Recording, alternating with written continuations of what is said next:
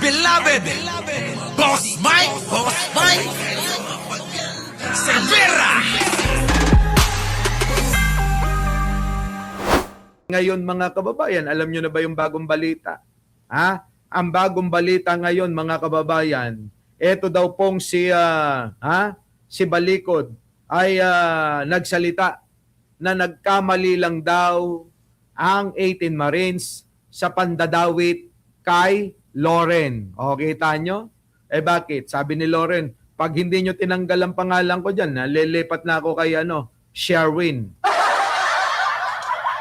Kaya ura-urada, mga kababayan, binanggit nila na nagkamali lang. Kita nyo, aminadong nagkamali na sila. Alin na ba ang tama sa sinabi nila? Kung sila mismo ay aminado na nagkamali nga. Diba? Sipin nyo maigi yan. Hayaan nyo na sila yun. Medyo mahina mag-isip yan. Hindi niya mauunawaan yung bakit biglang nagkamali sa damay sa pangalan ni Loren na nagka-deliveran daw ng 2 maleta. Sabi ni Balikod, hindi totoo yun, nagkamali lang yung mga 18 Marines. Ganon? Kayo, sige nga, pagkaisipin nyo nga maigi yan. Alin na, kung nagkamali nga ganon, sige, ibigay na natin. Dahil nagkamali, di ba? Nagkamali. Alin ang totoo sa sinasabi nila?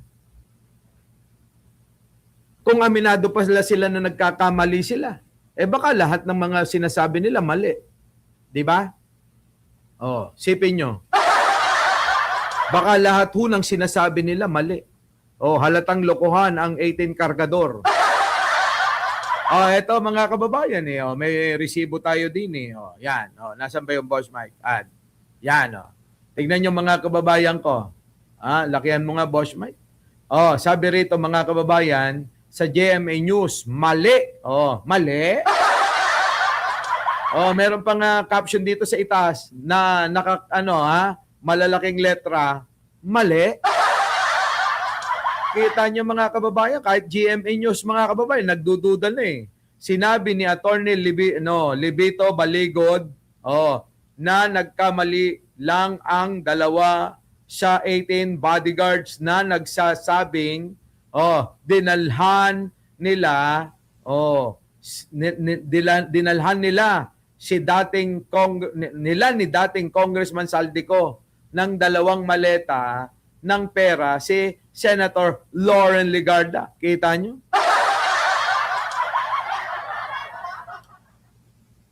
Nakita nyo mga kababayan? Nagpapaniwala pa rin kayo dyan? Na nagkamali sila? Nagkamali daw yung 2 bodyguards na dinalan daw nila kasama si Saldico, si Loren Legarda ng pera? Kalokohan yan mga kababayan. Wala naman daw pagkakamali sa sinabi nilang pagdadala ng maleta ng pera kay Senator Mark Villar. Kita nyo? Isipin nyo mga kabayan, nagkamali lang ang 2 sa 18 bodyguards na nagsabing dinalan nila dating Congressman Saldico ng 2 maleta ng pera si Senator Loren Legarda ayon kay Attorney Libito Balikod. Ngayon, doon daw kay Mark Villar, ang tanong, wala daw pagkakamali doon. Bakit? Si Mark Villar at saka si Camille Villar, mukhang eto ho yung 2 na babaliktad. Kaya, kailangan kasama pa rin sila. Tanginang buhay yan, mga kababayan, Kita nyo, isipin nyo, kung maliliwanag ang isip nyo, mga DDS, liwanagan yung isip nyo. Diba? Si Leon Guerrero, tanggap ko na yan. Tanggap ko na yan. Na tanggap ko na talagang mahina ulo niya. Buti pa si Argo matali-talino to Diba? Yan. Kayo ang humusga. Pero bago natin to ituloy, mga kababayan, patikim pa lang yan, Patikim pa lang yan. Bago ang lahat, wag ho nating kalimutan na mag-like, mag-share, at mag-subscribe.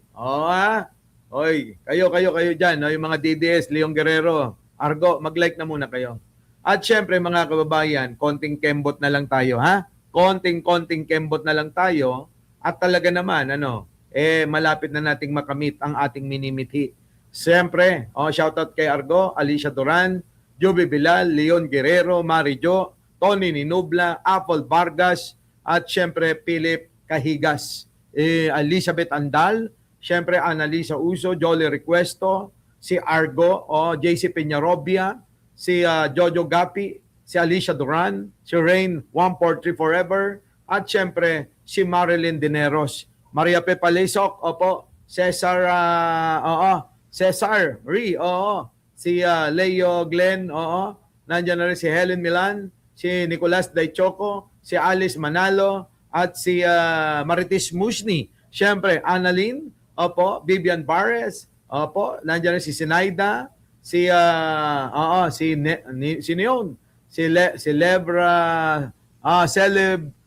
Xavier, siyempre, si Norma Asurin, si Aichang, si Sal, si Ganing Ariola, si Malu Ron, Marbel Abela, Regina Manangan, siyempre, Mona Luis, Teresita Tan, si Piriti Piu Piu, Ricky, Bibian, sa inyo pong lahat mga kababayan, shoutout po muli.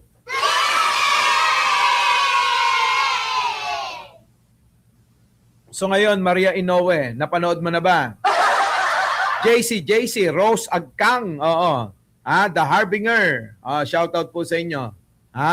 Si Maya Dizon, nandyan na. Si Mimi Taiwan, sa inyo pong lahat. Mga kababayan ko, matuto po tayong makiramdam sapagkat itong mga gawain ng kampo ng kadiliman na ngayon, mga kababayan, ay nagiging dahilan ng mga sakuna sa parte ng ating bansa na gusto nilang ihiwalay ay mukhang mga kababayan nagpapahiwatig na. Sa mga kababayan nating taga Mindanao, isipin nyo hong maigi na ang mga nagpapakilalang nasa kanila daw ang Diyos, tulad nila kay Buloy, nila Cayetano, nila Joel Villanueva, at marami pang iba dyan na gumagamit ng mga bersikulo at kapitulo. Aba, huwag kayong magpapalinlang sapagkat ultimo, ang demonyo gumagamit niyan. Matuto tayong makiramdam sa mga signos. Alam nyo mga kababayan ang signos? Signos, yan po ay palatandaan na kayo ay meron pong kamalasan. Ano ang kamalasan na daladala nyo? Daladala nyo yung inyong paniniwala sa mga tao na siyang totoong mga nagpapahirap at siyang mga taong problema ng ating bansa, mga kababayan ko. Binibigyan na kayo ng babala. Para kayo ay mag-isip at unawaing maigi ang mga bagay-bagay patungkol sa inyong mga pinagtatanggol. Marami ng signos yan, ang dami na. Sabi ko nga, nung mga nakaraan, ilang lindol na ho ang mga naganap dyan. Di ba, papalit-palit na lang. Di ba? Dito sa Davao, pupunta ng kung saan-saang parte ng Mindanao, mga kababayan, umikot-ikot na, di ba? Tama ba mga kababayan ko? Bakit? Kasi may mga taong masasama na kayo ay nililigaw. Nililigaw kayo ng masasamang tao na yan. Kayo ang nagiging biktima sa kanilang mga kasalanan. Bigyan pa ako kayo ng isang isang example. Baka nakalimutan ninyo, yan, dyan sa may Batangas. Ay bakit? Laging may lindol din dyan nung mga nakaraan. Bakit? Taga dyan si Leandro Libiste. Kita nyo, di ba, nanliligaw. Yun naman pala, sandamakmak, bilyon-bilyon ang ninakaw. Di ba? So mga kababayan, alam nyo, matuto tayo na tayo umisip kung alin ba dapat. yung dapat natin na sundan at dapat sundin. Oh, kita nyo, mga kababayan ko, ano nangyari ngayon? Di ba? Ano, Rendelin, oy, live tayo ngayon, live tayo. Kasalukuyan, mga kababayan, na ginaganap ngayon ang pagdinig dyan sa Senado. Kaya lang, nakakalungkot, ayoko sanang mag-live ngayon at gusto kong tumutok, kaya lang walang aksyon. Walang aksyon, mga kababayan. Walang aksyon na mga kababayan? Na talagang balitaktakan kasi naduwag ho yung 18 kargador. Naduwag ho si Mike Defensor. Naduwag si Balikod. Naduwag po silang lahat, mga kababayan. Akala ko naman, handa sila saan? Sa head-onan. Diba? Sana ganyan, nandyan na kayo, head-on kun head-on sana. Kaya lang, nandoon na yung pinapanawagan ni Baklang Cayetano na si Melvin Matibag, ang direktor ng NBI, ayun, humarap, pumunta ron. Bakit? Nagbigay nga ng kanyang mensahe na siya'y haharap lang sa lihitimo na Blue Ribbon Committee na kanyang kinikilala. Sa pamumuno nga ho ni Erwin Tulfo. Nando doon, mga kababayan eh. Bakit hindi kayo pumunta ron? Alam nyo, mga kababayan, madali lang isipin ito. Bakit? Kung sila'y talagang nasa tama, kung sila talaga ay nasa totoo, kung panig talaga nila ang katotohanan, mga kababayan, haharap yan eh. Sabi ko nga sa inyo kung ako'y iimbitahan ninyo na alam ko na ako'y nasa katotohanan, kahit sino iharap nyo sa akin, kahit si Bin Laden, haharapin ko yan. Bakit? Dala-dala ko ang katotohanan eh. Bakit ako matatakot? Diba? Wala kang dapat ikatakot. Dala mo katotohanan eh. Pero kasi nga, ang dala-dala ni Bingot, ni Baluga, at ng mga kargador na 18, puro kasinungalingan, hindi talaga sila haharap. Bakit? Takot. Dahil masyado silang mabibisto na. Kita nyo naman, mga kababayan ko, yung ginawa nilang hearing, na ang nag-hearing si Aimee, si Marcoleta, si Cayetano, tignan nyo, mga kababayan, kulang na lang, mga kababayan, yung bibig ni Aimee na bagong filler, bagong injection ng formalin, ipalit sa mga bibig ng mga 18 Marines. Bakit? Di ba? Kulang na lang si Aimee, siya na lang sa lahat sumagot eh. Siya na lang lahat sumagot sa mga tanong. Kulang na lang yung bunganga at bibig ni Cayetano na labas lagi ang dila. Kulang na lang ipalit, mga kababayan, sa mga bibig ng mga 18 Marines. Di ba, mga kababayan? Kulang na lang. Yung muka ni Marcoleta, ipalit saan? Sa mga muka ng 18 Marines, kaya lang hindi sila pumayag. Baka daw sila kung ipipilit na ipalit ang mukha ni Marcoleta, sila na lang daw ay babaliktad.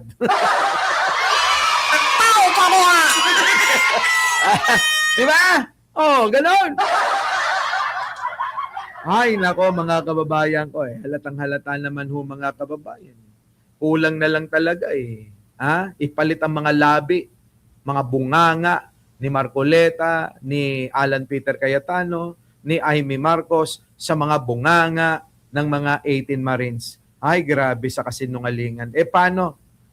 Kulang na lang. Isilsel na lang yung mga sagot sa bunganga. Bakit? Hindi sila mismo na nagpapatotoo. Hindi nila alam kung ano isasagot Kita nyo?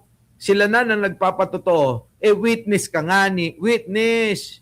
Dapat sa'yo manggaling yung dapat marinig na sambayanan, na katotohanan. Narinig ba namin? At ngayon, may pagkakataon na maging balanse sana. Balitaktakan. Bakit? magkakaroon ng tanungan at sagutan ng alin, ng magkaroon ng check and balance sa mga itatanong. Hindi katulad ng tatlo, si Amy, si Alan Peter Cayetano, at saka si Marcoleta, na nililid nila lahat yung tanong at sinasagot yung kanilang tanong mismo. Dito mga kababayan, maganda sana ang bakbakan. Ang sarap sana manood. Pero dahil takot, duwag, itong si Mike Defensor, si Balikod, at yung 18 Marines, wala tayong napala. Umasa lang tayo. Di ba? Totoo yan mga kababayan, pinaasa lang tayo. Pinaasa lang tayo ng mga putang ina. Kaya nga mga kababayan ko, tulad niyan, lahat naman ay inimbitahan, mga kababayan ko. Tulad ni Neto, sino-sino ang mga inimbitahan? Pasok! Invited Representative Ferdinand Martin Romualdez, Representative Sia Alonto Adyong, Representative Jose Alvarez, Representative Julian Jam Baronda, Representative Laila de Lima, through Speaker D. The reason for their absence,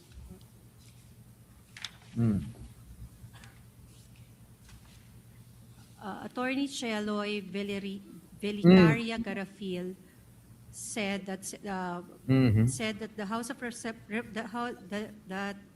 sorry sir. Nabobulol na, nabobulol! Ayusin mo ate, ayusin mo, ibabas ka ng mga DDS niyan. They sent a letter respectfully declining the invitation on the grounds of parliamentary courtesy. Parliamentary courtesy. Martin, Okay. Martin, humarap ka rin kasi. Nalulungkot po ako kasi yung mga binabanat-banatan natin, pare-parehas mga duwag.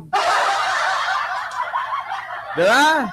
Pare-parehas mga duwag. Martin Romualdez, 18 kargador. Ayaw nilang tawaging mga Marines. 18 kargador. Ano, Jack Pati, tawa ka lang ng tawa, ha? Kamusta na si Norman Mangusin, ha? Di ba mga kababayan ko, lahat takot eh. Takot, mga kababayan. What about the 18 bodyguards, COMSEC? We Did have we not invite them? We have not yes, we invited them, but we have not received any reply.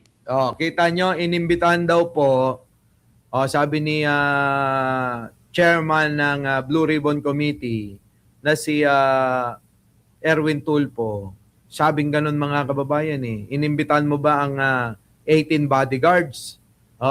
Yes, oo daw, sabi nung COMSEC. Ngayon, mga kababayan, inimbitahan. Pero bakit ganun? Diba? Argo, kulang yan, Argo. Grabe ka naman. Argo,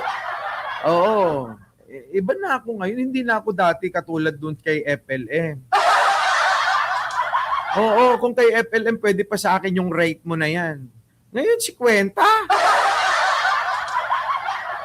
Argo ba? Hindi ka ba nahihiya kay Arnold Lopez niyan? Kuripot si Argo. Kita mo, di ba? 50. Ano ba? Argo, dagdagan mo yan. Hindi pwede. Ito na. What about Attorney Baligod? Did we invite them? Yes, Your Honor, we invited, but we have not received any reply. What about former Congressman Mike Defensor? Did we invite Kita nyo, lahat mga kababayan, wala nga ni. So, inimbitahan Argo, thank you naman, host naman, wala naman ako malit. Ano ka ba, hindi pinag-uusapan dito ang maleta? Ang maleta, between Saldico and Martin Romualdez lang yun. Masyado lang nilang pinalawak eh. Ulitin ko Ang maleta, between Saldico and Martin Romualdez lang yon. Masyado lang nilang dinamay ang iba. Ang kumamada talaga, yung mag-best friend na dalawa. Sino? Si Martin tsaka si Saldico. So ngayon, inimbitahan naman pala, eto hong sila Mike Defensor, di ba? Sabi ni Ricky, Boss Mike, bakit walang minority senators? Di ba sila invited? Invited nga ni, hindi naman sila dumadalo. Oo, yung pinakabobong senador, nag-live kasama yung 18 kargador sa opisina. Oo, nung pinakabobong senador. Walang iba kundi si Robin Padilla. Bobo yun, mga kababayan, ano? Grabe. So ngayon, eto na, Siyempre, todo tanggi ngayon mga kababayan na itong mga hinayupak na ito. Cayetano, Ayan na. Ito ang katwiran mga kababayan. Kung bakit daw sila ay hindi dumalo sa pagdinig ng Senado. Bakit? Bakit hindi kayo dumalo? Ha? Bakit hindi kayo dumalo, negro? po kay Senator Cayetano, Senate President Cayetano, at ito po yung sagot. No? Ito yung sagot ni Ayan, Senate President Cayetano. Kita nyo? Nakikita po dito, no? Sa Sa ikalawang paragraph, na ang sinabi, ay wala pong imbitasyon na galing sa Senate Blue Ribbon Committee. kita nyo? Alin ba tinutukoy mong Senate Blue Ribbon Committee? Depende kasi yan kung sino yung kinikilala mo eh. Balikod naman eh. Sino ba kinikilala mo? Senate Blue Ribbon Committee ni Pia Cayetano at ni Marcoleta o yung Senate Blue Ribbon na lihiti mo na kay Erwin Tulfo? Dalawa yan eh. Diba? So ngayon, ang nangyayari, wala, mga kababayan. Wala silang magagawa kung hindi magdahilan na lang. Kasi nga ho, ang katotohanan, ayaw nang nilang head-on o makipagtuos sa mga sila naman, yung mga naghamon. Kung inyong matatandaan, di ba? Naghamon-hamon sino? Yung baklang senador. Sino? Si Alan Peter Cayetano. Hinamon niya mga kababayan si Director Melvin Matibag. Bakit ngayon nandoon si Director Melvin Matibag? Hindi sila pumunta ron. At eto todo ngayon ng dahilan kaya hindi daw sila pumunta diyan sa hearing ni Erwin Tulfo kasi daw hindi daw sila inimbitahan ng Blue Ribbon, sabi daw ni Cayetano. Sakit nila sa ulo, no, mga kababayan, no? Sakit nila sa ulo, kanya-kanya na silang dahilan, nagtuturoan sila. Pero mga kababayan, isipin nyo, ulitin ko, kung dala-dala ninyo ang katotohanan, kung nasa sa inyo ang katotohanan, wala kayong dapat ikatakot, wala kayo dapat ipangamba. Bakit? Bawat tanong sasalagin ng dala-dala ninyong katotohanan. Kaso nga, mukhang ang hindi katotohanan ang dala-dala ng mga 18 kargador eh. Kaya hindi na ho sila tumungo. Kung hindi, bagkos, tumungo na lang sa opisina ni Robin Padilla na bobo at doon nag-live sila, nagpaliwanag na naman sa social media. Alam nyo mga kababayan, ginagawa na nilang ginagawa nilang korte ang social media eh. Kaya marami tuloy sumisikat na mga vlogger eh. Dahil sa inyo rin eh. Di ba? Kaya maraming salamat pa rin sa inyo. Nang dahil sa ginagawa ninyong korte ang social media, sikat na ako. Di ba? Tama ba? Tama ba? Sila talaga eh. Dapat pasalamatan natin kung bakit tayo sumisikat eh. Bakit? Ginagawa nilang korte ang social media. Ayan, napapansin tayo. Ngayon, nagba-viral na tayo. Talaga na mga napakaraming views yung mga pinahayag natin na sinagot natin sa mga tanong sa atin na dyan sa TV5. Di ba? Kung sino-sino na ho yung mga kumukuha ng mga videos at talagang pinapaboran nila yung ating sinasabi. Di ba? Shirley Santiago, shoutout po sa inyong lahat. Tuloy. Di ba? Nakalagay? O kaya pumunta rin kami dito ang isang rason para iklaro namin. Dahil depektibo po itong imbitasyon eh. No? Ang gusto lang namin ay sundin natin yung rules of the Senate mismo. Kita nyo, anong rules ba yung susundin nyo? Maliwanag naman na imbitado kayo sa pagdinig sa Blue Ribbon Committee na pinamumunuan ni Erwin Tulfo. Ang dami yung dahilan. Wala mga kababayan, mahirap yan. Balikod, ito na nga lang yan. Ulitin ko mga kababayan, ulitin ko sa inyo. Si Balikod ay nagsalita ng ganire. Ayan yan. Paano pa natin paniniwalaan? Sige nga mga kababayan. Paano pa natin paniniwalaan? Natuwa asawa ko, Boss Mike, dahil shiner mo daw post niya. Siyempre naman. Ruti-luti. Ito mga kababayan, paano ito? Nagkamali lang ang 2 sa 18 bodyguard. Na nagsabing dinalan nila, ni dating Congressman Saldico ng 2 maleta ng pera si Loren Legarda. Yan ayon kay inabsuelto na nila si Loren Legarda. Bakit? Sabi ng ating Pink Palaka, nagalit daw si Loren. Nung unang hearing na naghiring-hiringan, sila Marcoleta, Amy at saka si Alan Peter Cayetano, natandaan nyo, dumating si Loren tapos saglit lang umalis.